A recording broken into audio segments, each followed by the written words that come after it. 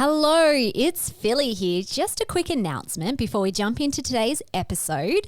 Natural Medicine Week, hosted by Australian Traditional Medicine Society, is coming up on the 22nd to the 28th of May. I'm a proud ambassador for Natural Medicine Week, which showcases all the many ways natural medicine can restore the body and mind with live online events run by qualified practitioners across Australia. You can check out the link in the show notes to find your way to Natural Medicine Week. As part of the event, I'll be holding a special free root cause of emotional eating masterclass, which you can sign up for via the Natural Medicine Week website. During the masterclass, I'll be digging into emotional eating, food addictions, sugar cravings, and the hidden imbalances in the body that cause this behavior, as well as the metaphysical imbalances that are at the deepest root cause of emotional eating. Hope you can make it. Okay, on to today's episode. Hello and welcome to the Ending Body Burnout Show. We're your hosts, Chris and Philly, co-founders of multi-award-winning functional medicine practice, serving busy people with energy, mood, and gut issues. While busyness, overworking, addictive doing, and perfectionism might be the norm, it's not normal, and it's a major contributor to health issues. Our goal with this show is to give you a holistic root cause approach to healing your body so that you don't have to continue doctor or diet hopping or popping a gazillion supplements hoping something might stick. So get ready to heal your body, get your spark back, deeply connect with yourself, and step into the life of your dreams. Let's dive in.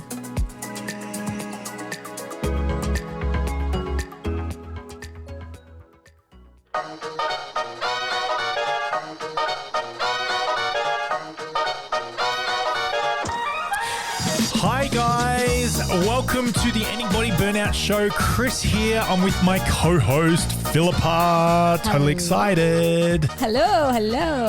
We are here today to talk all about emotional eating. As you've heard, we're running a web class next week on the root cause of emotional eating for Natural Medicine Week. So I'll pop the link in the show notes if you want to sign up to that. And today I thought it'd be a cool opportunity, maybe slightly embarrassing, for us to dig into my own emotional eating journey, which has really spanned over the last decade. Right, so grateful to have you along, guys. Pretty keen to get rocking with this one. Let's dive in. Yeah, so let's maybe chat about what do we actually mean by emotional eating. That's a term that a lot of people throw around all the time. So when we're talking about emotional eating, it's really eating your emotions. So a lot of people will show up with emotional eating when they're stressed or when they're bored or when they're angry or overwhelmed. And, you know, we have a lot of clients who come to us who are just like, I just can't stop eating the chocolate when I'm stressed out. And this is a really strong pattern too with busy people who have body burnout, because a lot of the times you're reaching for these foods as well because you have no energy. So you're using it as a pick-me-up. You're feeling anxious and overwhelmed. So you're using the food to calm you, to give yourself a bit of momentary love and pleasure, and it can lead to gut issues. Okay, so it can also show up as food addictions as well. So some people really are just stuck in this cycle of emotional eating and craving all the foods. And so we want to dig into all of that with you. Before we do, Dr. Mark Hyman, you may have heard of him. He's a functional medicine doctor in America.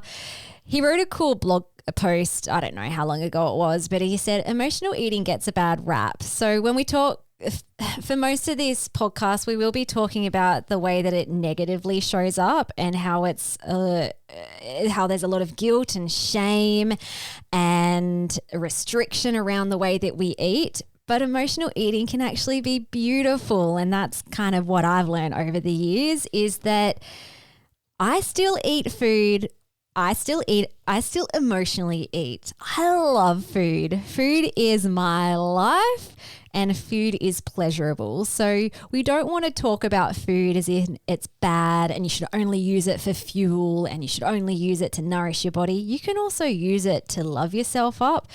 But what's the saying again? There's nothing wrong. Everything's until okay. there is.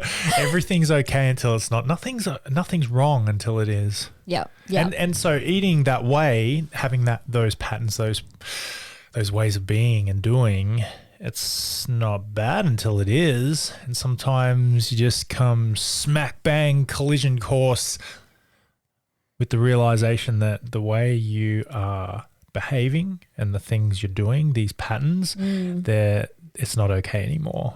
Yeah. And it would show up dysfunctionally if you are feeling food fear or shame or guilt in the way that you're eating. If you're constantly restricting and then binging, and that does not feel good. If it's also affecting your body system, so it's like literally causing link to health issues, that's a sign that your relationship with food is dysfunctional.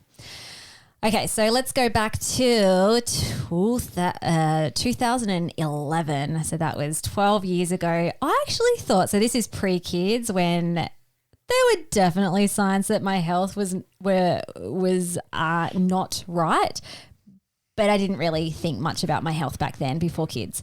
And I actually truly thought I was eating healthy. I would have my cereal in the morning. I'd have my white salad sandwich at lunch. I'd have a muesli bar and maybe like some fruit or something for snack. Dinner would be meat and veg and maybe pasta and rice and all that sort of stuff. And then like I was just a massive sweet tooth though. So there were always vanilla slices and cakes and chocolate. I loved anything with fruit. So hot cross buns, Boston buns, all of these things I just loved, but I really didn't think that there was an issue because I wasn't like binging out on the food. However, what I found was when my health did start falling apart after I had kids, I really showed up with some sugar addictions, and I was definitely emotional eating, especially when I was stressed out and overwhelmed. Sometimes my body would even get to the point where it was like visibly shaking, and which, you know, I now know that was like cortisol, adrenal stress hormones going funky, affecting my blood sugar levels, but I was just constantly craving and wanting sugar to pick me up emotionally and physically. And I remember one time, this is probably a turning point for me, but I was in the supermarket with my toddler and my newborn, and they were both just screaming, and I was having the worst day ever. I was almost about to start crying. I had my shopping trolley, and this old lady came up to me and she said, "Don't worry, dear, they grow up." And then I just started bursting out crying because I'm like, she's so lovely, but I just was not handling my emotions. And so what ended up happening is I had this intention to only buy one packet of hot cross buns. But when I got home and I started unpacking the groceries, it's just like, I've got 3 packets of hot cross buns plus a Boston bun plus 2 loaves of fruit loaf. Like, what the heck is going on? Okay, so that was kind of like the way that I was eating before I actually came across nutrition and functional medicine, and when I started to go on my healing journey. And a book that really I guess was a light bulb moment for me was a book called Deep Nutrition by Catherine Shanahan. So her book was all about how eating the foods that I had been eating could cause cancer and could cause inflammation in my body. And at this time, I'd experienced like my own body burnout. So it was about a year of like feeling a lot of intense symptoms and feeling like I was an 80-year-old. So I'm reading this book and I'm like, holy crap, the food that I'm eating is causing me to feel sick. What if I could eat healthy and whole food, as this book suggests, and it could heal my body? And so the type of personality that I am, I'm like, I am all in, let's do this. And so I completely upheaved the kitchen. I made different food choices. Do you remember back then, like our kitchen, we had this tiny little dingy rental property and tiny kitchen, but there were things fermenting and sprouting, and I was even able to access some raw dairy. So I was making my own yogurt and cheeses, and there was no space on the benches. Basically, I was just like making everything from scratch the way that my grandma probably did 100 years ago. Okay, so all of that was good and well, but in terms of emotional eating, I was still stuck in this love of sugar and processed food. So part of me wanted to eat healthy and part of me wanted to nourish my body with good food. But then the other part of me was feeling really deprived and restricted because I hadn't really looked at the root cause as to why I was showing up with these eating behaviors in the first place. I was just looking at the surface levels like, okay, if I can eat this, I'm going to heal my body. So I'm going to not eat this. But then my emotions overtook me, especially on the weekdays. I was quite good with healthy eating, and on the weekends we would go to social events or family events and I was just unraveled every time I saw like hot cross buns or vanilla slices or cream puffs. I would want to eat them, and I did. And initially it was just like, this is my treat. I've been eating so healthy throughout the week and now I'm going to treat myself. And I would way overeat this food because of this, like it was a yo-yo cycle of being really restricted and I need to eat healthy to heal my body, to flipping right to the other side to like, I'm just going to treat myself. So there was a lot of, I wasn't being true to myself or honest to myself in terms of I was just trying to justify my behavioral patterns. And during this time, I started studying clinical nutrition as well. And I actually was becoming a practitioner.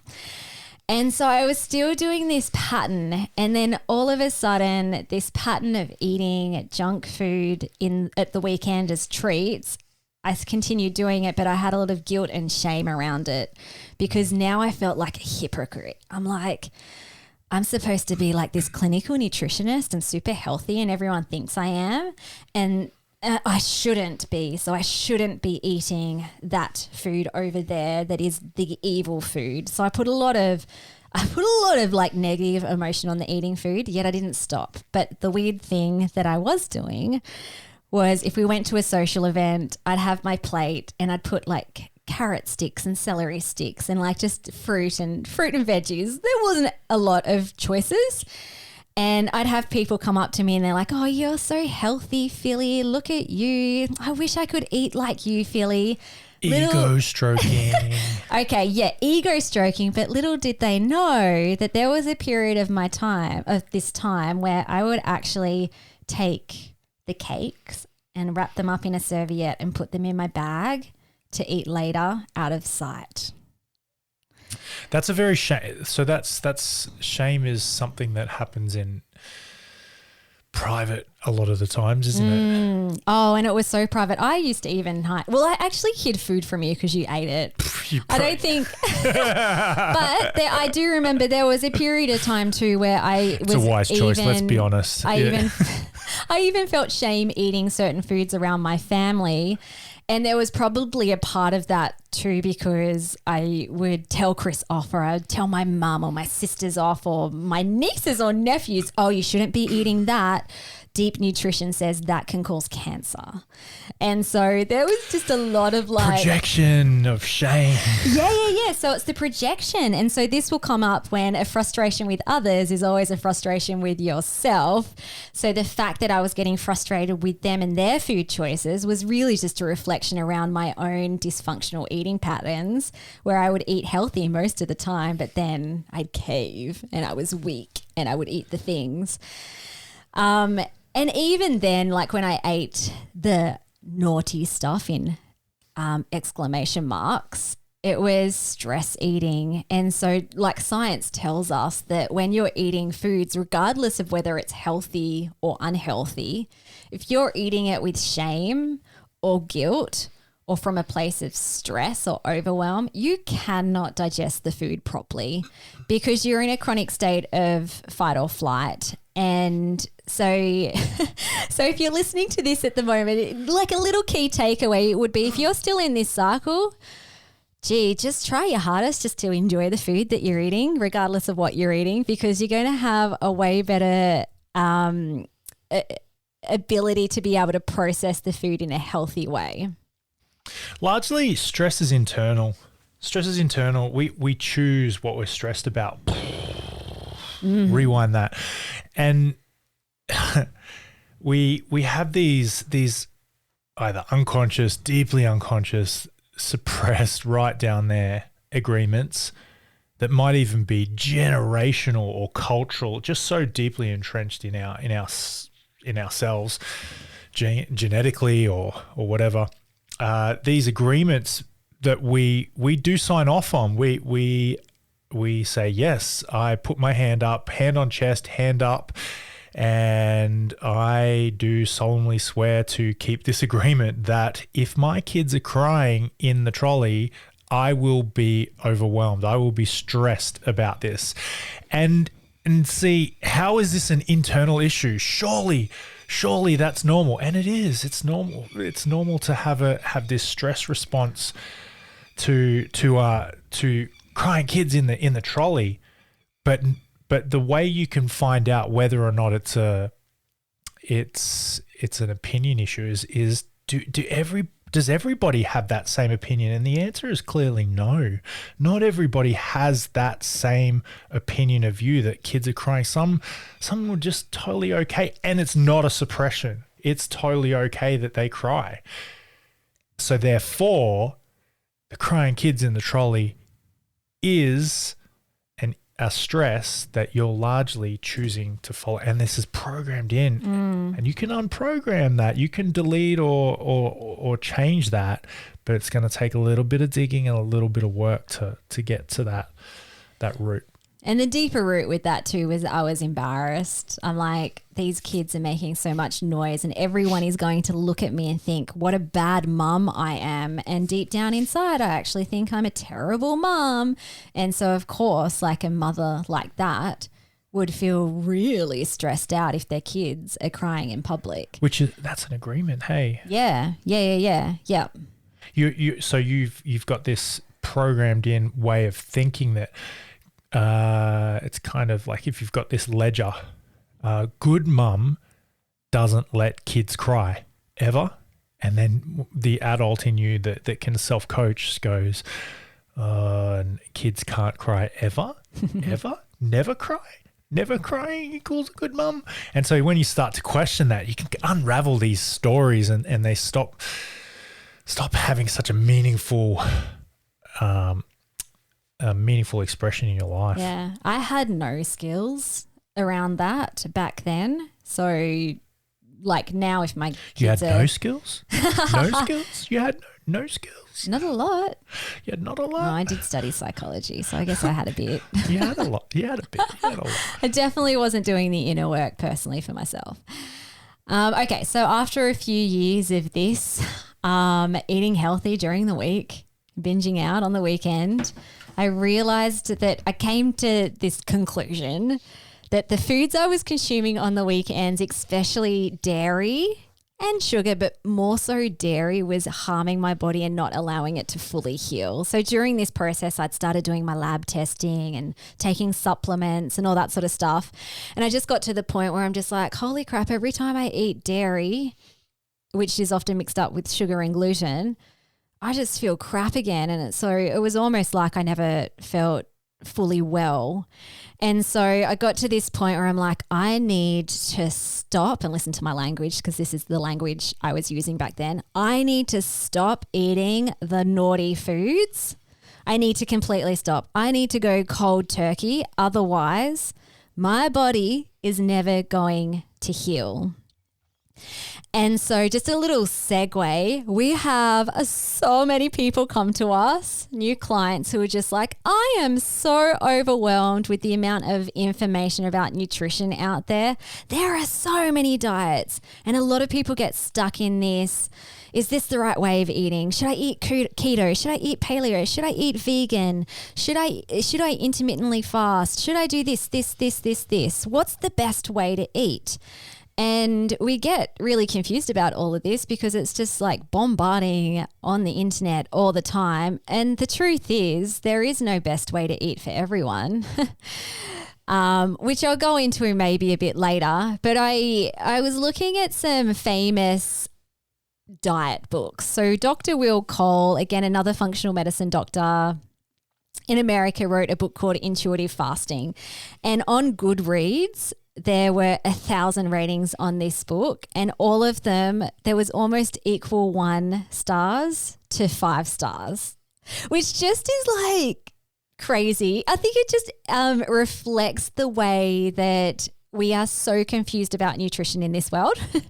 So one side of the intuitive fasting is like the worst way to eat. So a review said, I would have been more, I'm going to read this. I would have been more okay with this book if it hadn't used the word intuitive. There is exactly zero intuitive things going on in this book. Intuitive eating advocates not creating a scarcity mindset through creating forbidden foods.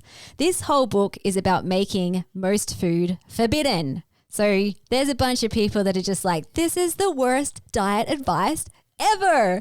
And then on the other side of it, there's a whole heap of people on the intuitive fasting bandwagon who rave about this type of eating in this book. So a 5-star review said, I love this take on intermittent fasting. I had dabbled in it, and through this book, I realized I had been doing it all wrong.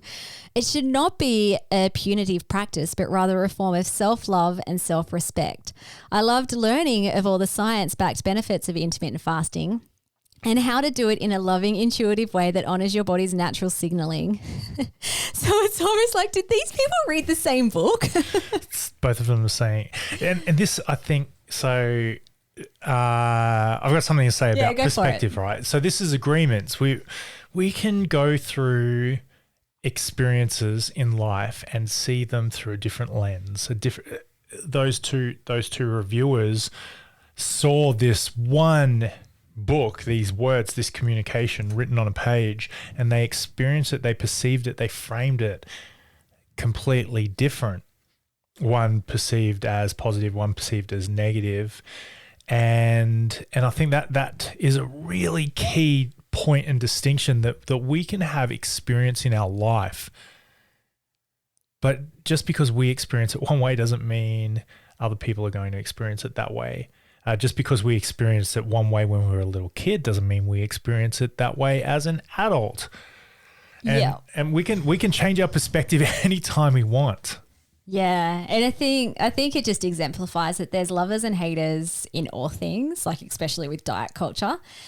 And it makes it creates this container of emotional eating or feeling like you're doing the wrong thing. Like sometimes I'll have clients, in a consult, a new client, and we go through their food diary and they're kind of like cringing and screwing up their face as I'm like, looking at what they're eating. And then at the end, I'm like, oh, that looks good. It's nice and healthy. That's whole food. And they're kind of like, oh yeah, but I eat some greens, like rice. I've heard that that's really bad. And so it's really sad. Like it's creating dysfunctional eating. And this is the space that I was in during that time where I was doing all types of really restrictive healing diets. Went cold turkey, I remember I touched no sugar, including even natural forms of sugar. Like, raw honey, coconut sugar for 6 months. It was hard. It was hard because I was doing it from the energy of fear, and like I wasn't going to be able to heal myself if I didn't do it perfectly. And I think touching on that, this naughty, bad, evil food, that's victim speech, yeah? It's victim speech. There's a lot of shame and blame, hate, guilt, fear, and craving and desire tied up into that language. And I liken it to dictators in politics and government. They take away freedom. And so when we speak in victim speech, words and language and communication, when we speak in victim mode and with a victim mentality, we're really right down in our soul, we're saying we have no agency here. We have no ability. I have no agency here. I have no freedom here. I must. I have to. I can't. I shouldn't. And as we all know, in a dictatorship, in a compulsive government, there will always be a rebellion. There will always be a fight against. There's this conflict going on. And so what that shows up as when it comes to food is when there's compulsion, victim mentality, no agency, the rebellion is, cake. The rebellion is the hot cross bun. The rebellion is what we label it as emotional eating. It's really just the little rebel in us coming out and saying, I do have a voice and I'll rebel against this compulsion. There is a eating disorder called orthorexia, which actually I believe I had that during this period, where it is this obsession with eating healthy food. And for some people, they can have orthorexia and then they have the little rebel come out and they're like, oh, I'm just going to eat all the things. And then it's just like this, just the same way that someone with bulimia would binge out and then they'd vomit and feel guilt and shame around that, and then they'd purge out the food. Orthorexia can happen the same way, where you're eating super healthy, you're really like obsessed with what you're eating. There's right or wrong, there's naughty and healthy, and then you can self-sabotage and eat the cake. Or for some people, they don't touch the stuff, like it's evil. It is evil. They will die if they eat it. And so this is really damaging, like not only to all layers of your whole self, your soul, your spirit, your emotions, even your physical body. You will not get the benefits from eating healthy if you have orthorexia or like a emotional eating pattern show up, regardless of how it shows up. So, all right. So during this time, I was doing lab testing as well, which I really feel helped kind of get out of this fight-flight cycle. So when I did my lab testing, there were some key body systems that were out of balance, that were just contributing and amplifying the emotional eating habits and patterns that I had, and the thought patterns. And I'm going to talk a lot about these lab tests and the body systems in the masterclass. So if you haven't signed up for that, I would go deep into showing you all the lab tests and looking at the markers and case studies of clients and myself that we've worked with. But mine showed up with adrenal fatigue, low progesterone, low dopamine, and candida. Whew, all four of those will impact your relationship with food for most people. So when someone's in adrenal fatigue, it's affecting your blood sugar levels. So every time you're stressed and you're producing cortisol dysregulatorily, your blood sugar levels follow your cortisol, and then at some point they're going to crash. So you are constantly, like literally physiologically, wanting more sugar. Low progesterone means that a lot of women will experience PMS in the second half of the cycle, or a week leading up to the cycle. And if you were like me, that's when the cravings really ramp up and your hormones are all over the place and you just want to eat the things that make you feel good. Low dopamine is a neurotransmitter which relates to a lot of things. It's your feel-good center neurotransmitter.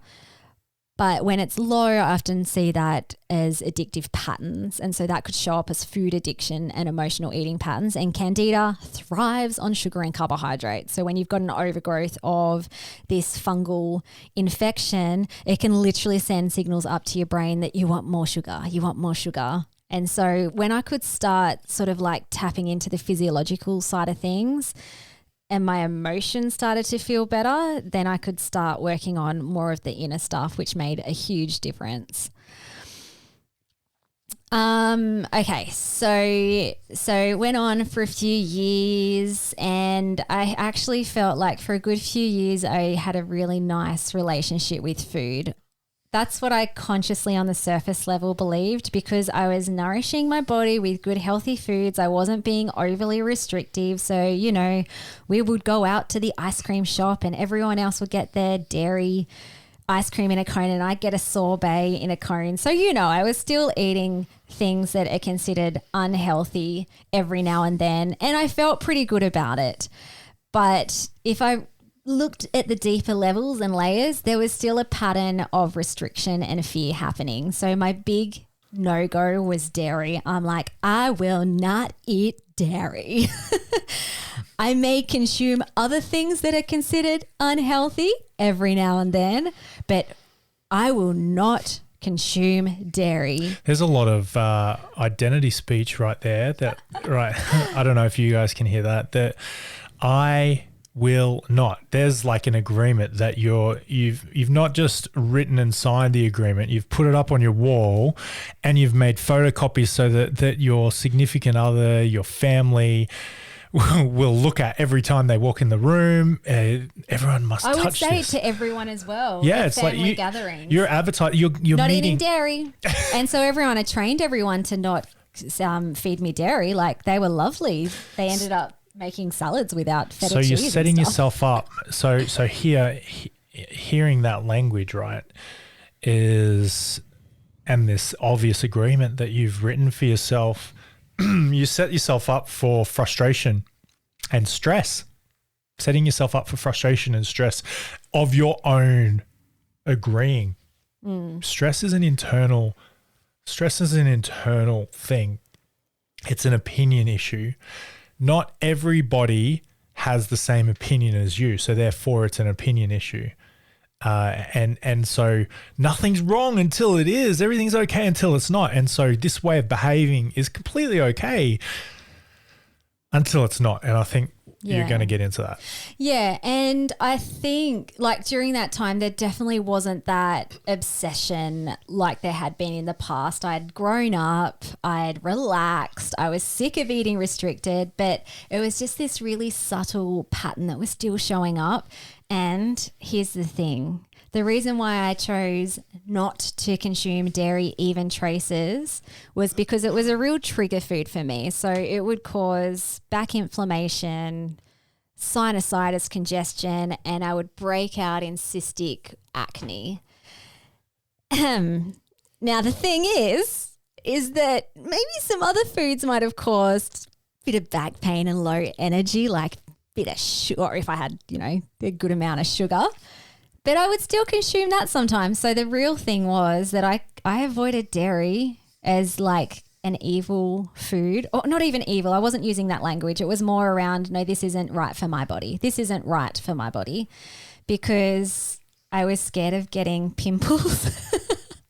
I was scared. So there's the fear again, the fear with the food. Anxiety. I was scared that my body was reactive to dairy, that it couldn't handle it, and that it would show up with pimples. And I was a functional medicine practitioner at this point in time. Shame is coming in. And so if I turned up and I had big pimples all over my face, then everyone would think I was a no good practitioner. And that's shame. Yeah, so that's what I mean by the subtle patterns. Humiliation. And I hope as I'm talking about this, you might have even been listening to this podcast and maybe not thinking that you had emotional eating issues, but you're just like, oh, this will be an interesting story. But as I'm chatting, you might actually be like, I hope that you're just unpacking your relationship with food and seeing if there's any dysfunctions underneath your patterns. But the skin thing is really common for a lot of women, that we associate the food that we're eating in terms of how it's going to show up on our body. So that would either be like skin issues, especially the face, or weight issues. So, I can't eat that. I shouldn't eat that. I'm going to put on weight. Oh, I'm not going to fit into my jeans if I have that. Oh, I'm going to break out in eczema or acne if I eat that. So although on one side of the fence, it is loving, like you are listening to your body, you're listening to signs of inflammation. But on the other side of the fence, personally for me, there was still fear and shame hidden underneath that. Oh, I'd probably say it's not love. I'd say it's pride. I say you're getting up into pride, right? Where it's demanding. You're demanding a way of eating. Love, here's the distinction. Love is okay if you do, okay if you don't. Love is okay if you do, okay if you don't. And pride is not okay if I do, okay if I don't, right? Mm-hmm. So pride is the level there, which is attached to the emotion of scorn. It's dairy. Scorn you, husband. You should. Don't you know it's not gluten? It's dairy that I don't eat? Have you not looked at the contract that I've printed out 17 times and put in our house? Well, this is funny, although this comes at the end with Emotionally? it. I might save that story. I'm going to write that down and I'm going to talk about that at the end because that happened the other day and I was just like, crap, that just came out of my mouth. Okay. Cool. COVID happened. So if you've listened to my healing journey story on episode 2, you would have heard about I had a significant health flare up during COVID. One symptom in particular was excessive amounts, like my heartburn basically was back. That had been there for about 15 years and then I did functional medicine and gut healing and all that sort of stuff and I was pretty good for about 5 years. Pretty much symptom free, in fact. And then COVID happened. The heartburn came back with a vengeance. Tried to do all the same things, the lab testing, the supplements. They didn't work this time. And it also affected my relationship with food again because all of a sudden I started noticing that food's high in histamine and I love all the foods high in histamine. That's like avocado and bananas and nuts and seeds and salmon. Like, how delicious. Chocolate, cacao. Is grief speech.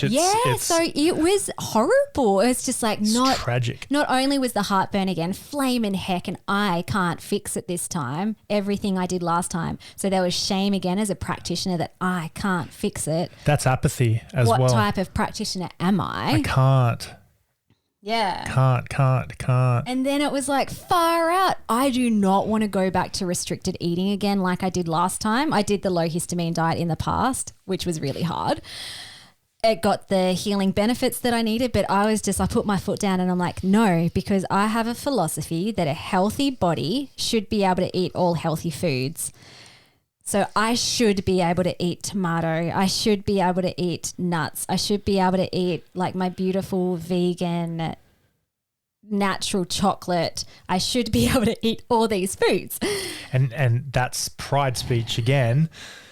And so to rise it up to the level of courage, which is energetically like a little bit more positive there, a lot more positive, I should say, that would be I believe I could, a healthy body, not saying a healthy body should, I've got a belief that it's feasible for, you see how it's just a little bit nicer, it's a little bit higher there? Yeah, absolutely. I definitely wasn't using that language back then. I was just flaming angry. Yeah. Flaming angry. Dropping and bouncing, pride, anger, which is fear. Interesting.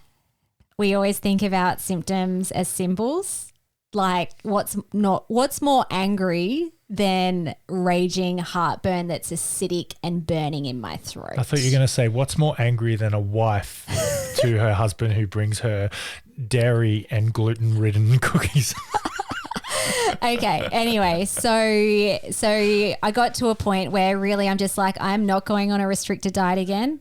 And I just pretty much band-aided the heartburn with every time I ate meals, basically. I just chowed down heaps of ginger tablets. So using a natural supplement, which helped to ease the heartburn, but it wasn't addressing the root cause. And then there was a bunch of other stuff happening. You can go back and listen to the episode 2 when I share my full story. But basically I did some deep inner healing work in 2022, just last year, which really changed my life. But about 4.5 months into that, my heartburn disappeared.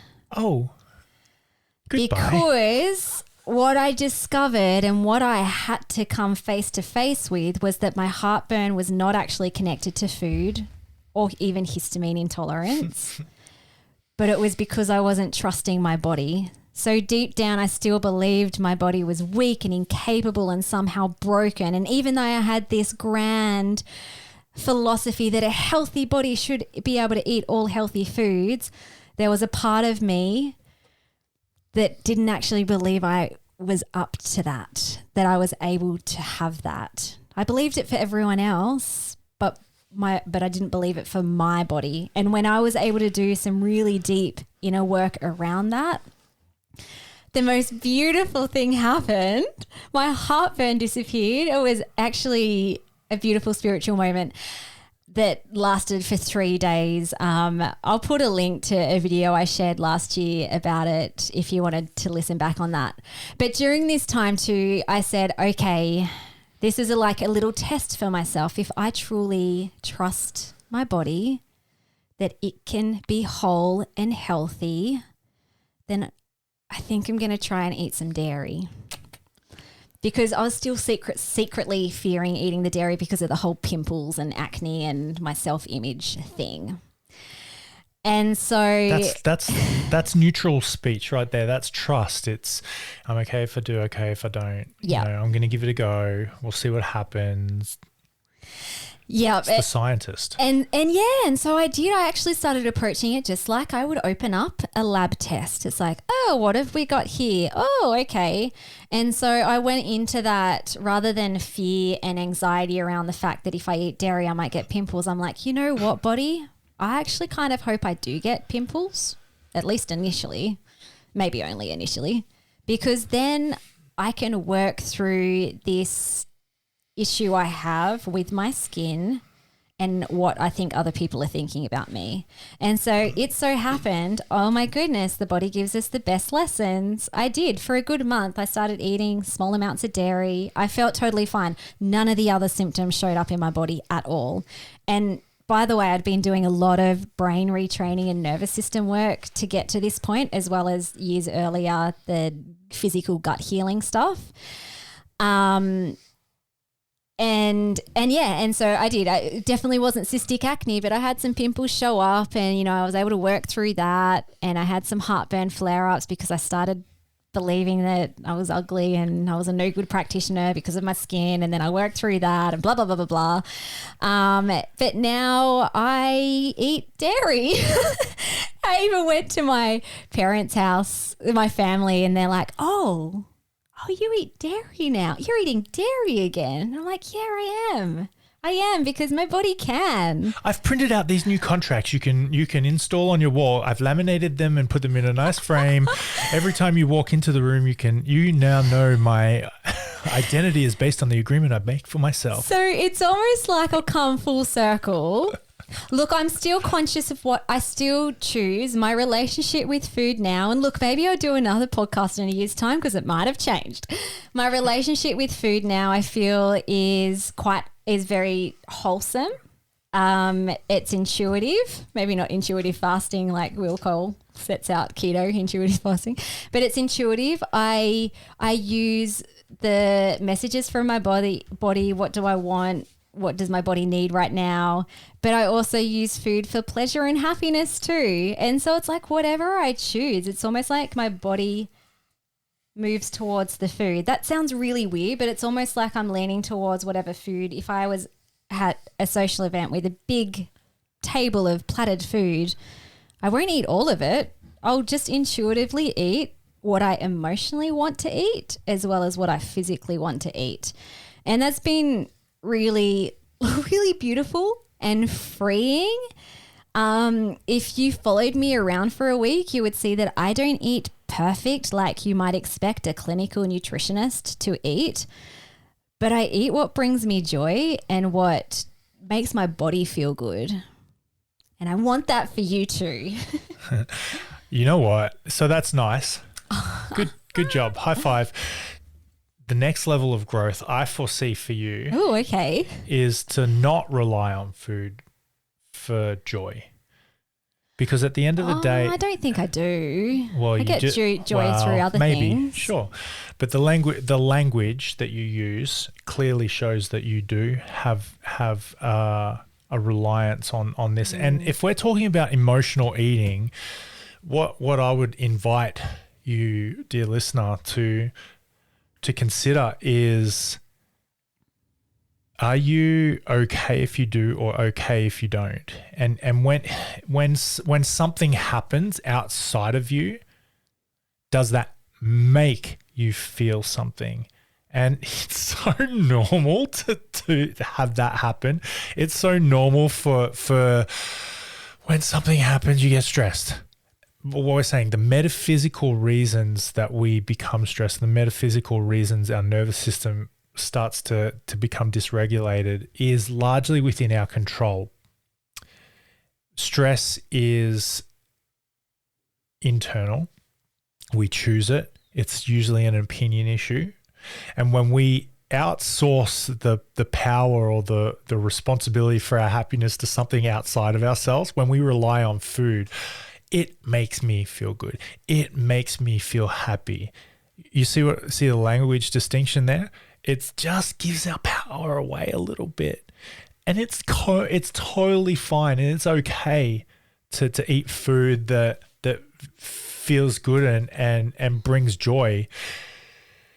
Just notice when it's becoming a problem, it's probably because you're eating food to be happy. So being able to identify, well, what's actually stressing me out here? How am I actually feeling? Oh, wow, I'm eating food to make me feel good. So now I'm giving my power away. It's part of the work is to uncover that stuff. It's the root cause. Awesome. Just in reference to you starting to coach me on a podcast, I had some reflection as you were talking about that. This is a thing. Chris and I are here for our own evolution and evolvement as well. Like, we know that we are going to be doing this work until the day that we die and even beyond. And we're okay with that. And we want to share our journey of evolving with you too, so that you realize that it's not like once and done, or you might put some people up on a pedestal and be like, oh, they've got all their stuff together. It's like, you know what? It's just like constant course correction every day. But a little story I wanted to share that I think signifies that there's a bit of work for me still to do is that Chris did bring home a cookie from Reliquare. This massive, it was like a cake / cookie. And it was gluten-free, but it had a lot of white chocolate and dark chocolate in it. And he put it on the table. He's like, oh, I got you a gluten-free cookie. And I opened it and I said, yeah, but does it have dairy? Because dairy's the one that, and then I stopped myself. I'm like, oh no, I do eat dairy. Dairy's okay. Dairy is safe for me. But just the fact that I said that out loud means that there's still some more rewiring yet for me to do. And I'm okay with that. Chris is like, damn it. You know, you meant to say I don't eat dairy so I can eat your cookie. And I did, just to prove the point. I don't know, that's probably like pride. But then so I wasn't sending wrong messages to my body. I did that self-talk. I even said it out loud. Then I consumed some of the cookie. And then I'm like, this doesn't even taste that nice. I don't want it. And then Chris ate it. Then Chris is like, you've got to heat it up a little bit. Make that chocolate drizzle down the side. But I just wanted to add that, especially for people who maybe might not have emotional eating, or you might have this in it, but you have a lot of food reactions. The way that we talk to ourselves and to our body and about our body. Like how I just talked then. Is going to be a self-fulfilling prophecy, either good or bad. We might do a podcast on that soon. You can always find where the compulsion is, where that freedom's being taken away because you. Am I okay to not eat this? No, I want the cookie. Right, you've got some compulsion there. Like, what's underneath that? That's interesting. While you've got your face full of cookie, let's have a think about that. Okay, let's finish this one off, or we might go down some more coaching rabbit holes. Yeah, awesome. Sounds good. Hey, do you want to just lastly mention the Natural Medicine Week? Yeah. So Natural Medicine Week kicking off next week. We're running a webinar called The Root Cause of Emotional Eating, which we'll have the link down there. Jump on the website too. If our web class doesn't really tickle your fancy, there are heaps and heaps of online events run by accredited practitioners from all over Australia. They all look amazing. So check out Natural Medicine Week website. Thanks guys for tuning in.